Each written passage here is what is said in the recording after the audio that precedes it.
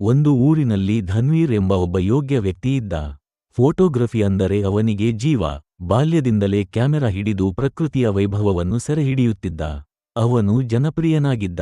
ಒಂದು ದಿನ ಅವನು ಹೆದ್ದಾರಿಯ ಪಕ್ಕದ ಫುಟ್ಪಾತ್ನಲ್ಲಿ ನಿಂತು ನೈಸರ್ಗಿಕ ದೃಶ್ಯವೊಂದನ್ನು ಕ್ಯಾಮೆರಾದಲ್ಲಿ ಸೆರೆಹಿಡಿಯುತ್ತಿದ್ದ. ಅತ್ತಿಂದೊಮ್ಮೆ ವೇಗವಾಗಿ ಬರುತ್ತಿದ್ದ ವಾಹನವೊಂದು ಅವನ ಮೇಲೆ ಬಿದ್ದು ಹೋಗುತ್ತದೆ. ಆ ಸ್ಥಳದ ಜನ ತಕ್ಷಣ ಅವನನ್ನು ಆಸ್ಪತ್ರೆಗೆ ಸೇರಿಸುತ್ತಾರೆ. ದೇವರ ದಯೆಯಿಂದ ಅವನಿಗೆ ಹೆಚ್ಚು ಗಾಯವಾಗದೆ ಕಾಲಿಗೆ ಮಾತ್ರ ಮುಳ್ಳು ಬಿದ್ದಿರುತ್ತದೆ. ಡಾಕ್ಟರ್ ಬಂದು 3 ತಿಂಗಳು ಹಾಸಿಗೆ ವಿಶ್ರಾಂತಿ ಬೇಕು ಎಂದು ಹೇಳುತ್ತಾರೆ. ಈ ಸಮಯದಲ್ಲಿ ಧನ್ವೀರ್ ತನ್ನ ಕೆಲಸವಿಲ್ಲದೆ ಕೈಯಲ್ಲಿ ಇದ್ದ ಹಣವನ್ನೆಲ್ಲ ಖರ್ಚು ಮಾಡುತ್ತಾನೆ. ಈಗೇನು ಮುಂದೇನಾಗುತ್ತೆ ಎಂಬ ಚಿಂತೆಯಲ್ಲಿ ತೊಳಲುತ್ತಿದ್ದ ಅವನಿಗೆ ಆ ಸಮಯದಲ್ಲಿ ಮೊಬೈಲ್ ಕರೆಗೆ ಒಂದು ಕರೆ ಬರುತ್ತದೆ. ನಾವು ಬೆಂಗಳೂರಿನ ದೊಡ್ಡ ಫೋಟೋ ಸ್ಟುಡಿಯೋ ಕಂಪನಿ. ನೀವು ತೆಗೆದ ಚಿತ್ರ ವಿಡಿಯೋಗಳನ್ನು ನಾವು ನೋಡಿದ್ದೇವೆ.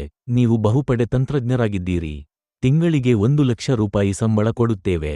ನಮ್ಮ ಕಂಪನಿಯಲ್ಲಿ ಸೇರಿ ಎಂದು ಕರೆ ಬರುತ್ತದೆ. ಧನ್ವೀರ್ ಹಿಗ್ಗಿ ಹಬ್ಬುತ್ತಾನೆ. ಕಷ್ಟದ ದಿನಗಳ ನಂತರ ಆಸೆ ಮರುಕುಳಿತಂತೆ ಅವನು ಹರ್ಷದಿಂದ ಬೆಂಗಳೂರಿಗೆ ಪ್ರಯಾಣಿಸುತ್ತಾನೆ. ಅವನಿಗೆ ನಿಜವಾಗಿಯೂ ಉದ್ಯೋಗ ಸಿಗುತ್ತದೆ.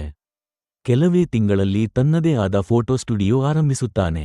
ಇದೀಗ ಧನ್ವೀರ್ ಆ ಕನಸಿಗೆ ಜೀವ ನೀಡಿದ ಕಲಾವಿದ. ಬೆಂಗಳೂರಿನ ಜನಪ್ರಿಯ ಫೋಟೋಗ್ರಾಫರ್ ಆಗಿದ್ದ.